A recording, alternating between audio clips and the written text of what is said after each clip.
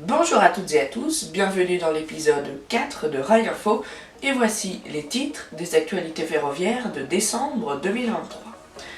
Les rames de la ligne 15 Sud, enfin dévoilées, la région PACA annonce enfin ses régions de haine, énorme réduction sur les transports LIO en Occitanie, le retour du train de nuit Nightjet entre Paris et Berlin et l'arrivée de la Renfe à Paris pour les JO 2024. Dirigeons-nous en Île-de-France, où une majeure partie du plus gros projet du métro parisien vient d'être dévoilée. En effet, ce sont les premières rames du fameux Grand Paris Express. On regarde ça tout de suite.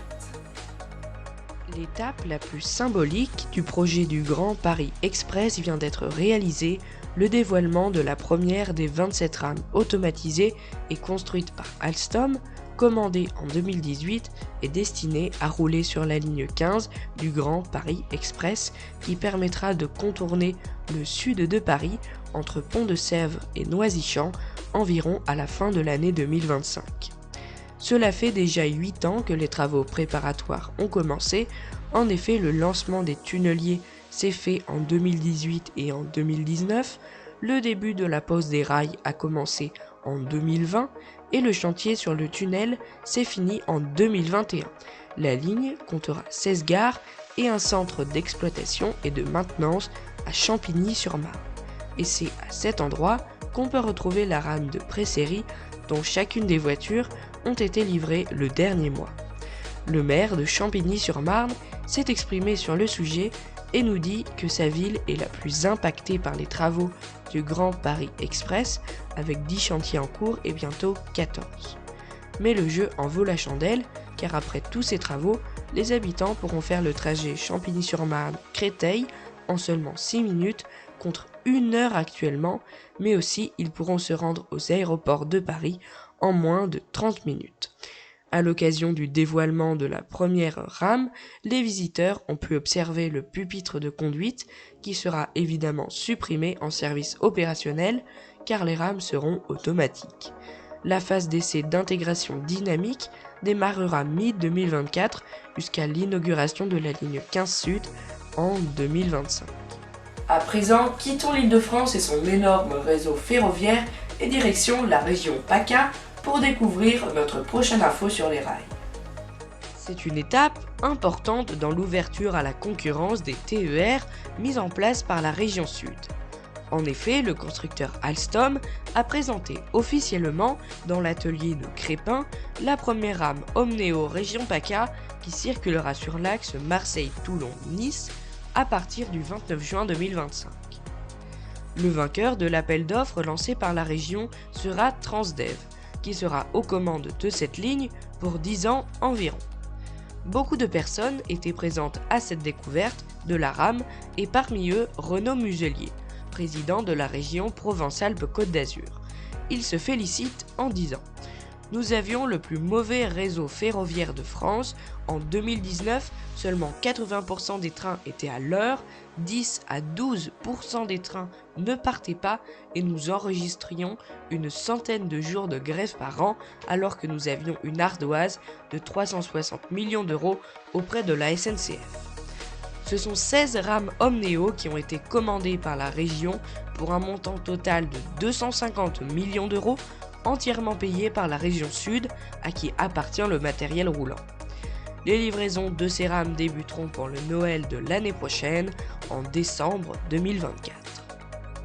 Pour cette prochaine info, on reste toujours dans le sud, mais on va en Occitanie, où une grande nouvelle s'annonce pour les jeunes et les transports LIO de la région. Je vous laisse découvrir cette grande nouvelle.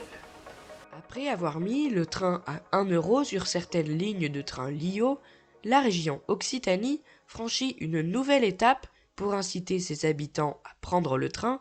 Les trains et les cars régionaux de 390 lignes LIO deviennent depuis le 22 décembre entièrement gratuites pour les jeunes de 12 à 26 ans en fonction de leur usage. Ce sont 21 lignes de TER LIO qui deviennent gratuites pour les 12-26 ans. Mais pour bénéficier de cette gratuité, il faut utiliser les transports LIO très souvent. Le système est construit sur une tarification dégressive allant jusqu'à la gratuité. rappelle la région Occitanie. Il offre une réduction de 50% dès le premier trajet, puis la gratuité du voyage à partir du 10e trajet et la possibilité dès le 20e trajet de disposer d'une cagnotte le mois suivant. C'est en quelque sorte la carte de fidélité LIO. À partir de 30 trajets réalisés dans le mois, la gratuité devient totale le mois suivant.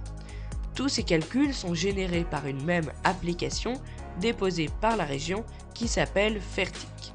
Elle a été depuis septembre téléchargée plus de 90 000 fois par les 16-26 ans, qui est donc une tranche d'âge qui a pu bénéficier des bienfaits de la région. 1 million d'habitants sur les 6 que compte la région devraient en profiter, précise Carole Delga, la présidente de l'Occitanie.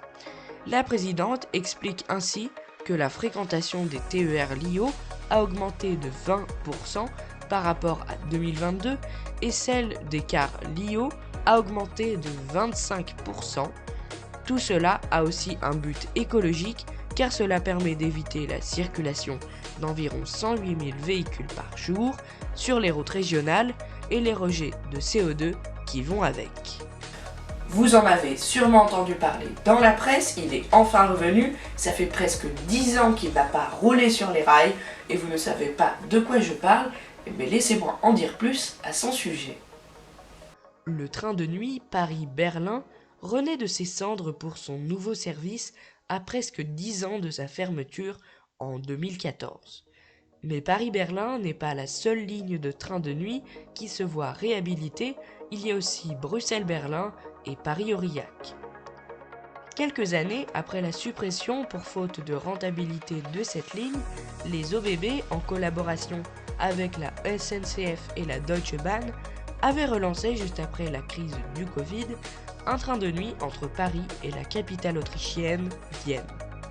Ce train circulait dans chaque sens 3 fois par semaine et au bout de 2 ans d'exploitation, il connaît un taux de remplissage d'environ 75 ou 100% à certaines périodes. Comme la SNCF et la Deutsche Bahn se sont finalement rendus compte que les lignes de nuit marchaient bien, un calendrier de rétablissement des liaisons de nuit abandonnées et la création de nouvelles lignes de nuit a été créé. Et le 11 décembre 2023 à 20h08, le premier Nightjet Berlin-Paris-Est est parti de la gare de Berlin Hauptbahnhof. Pour l'instant, le Paris-Berlin circule 3 fois par semaine, les mardis, jeudis et samedis, au départ de Paris-Est, et les lundis, mercredis et vendredis, au départ de Berlin Hauptbahnhof, avant de devenir quotidien dès octobre.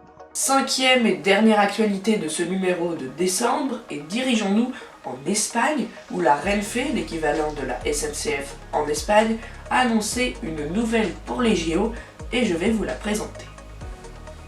La compagnie ferroviaire espagnole Renfe vient d'annoncer un de ses objectifs pour 2024.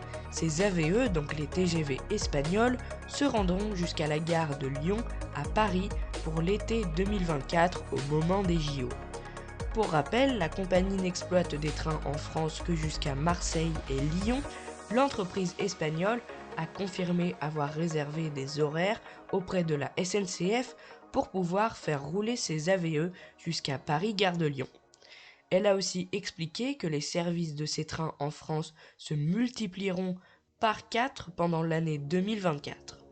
La Renfe souhaite engager 16 circulations à grande vitesse en France et surtout s'aligner sur l'axe Paris-Lyon-Marseille, ce qui est une concurrence directe à la SNCF.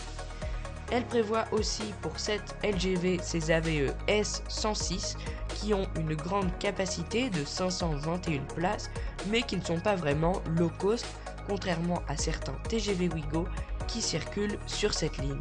Merci d'avoir regardé ce numéro de Rail Info jusqu'à la fin, j'espère qu'il vous a plu.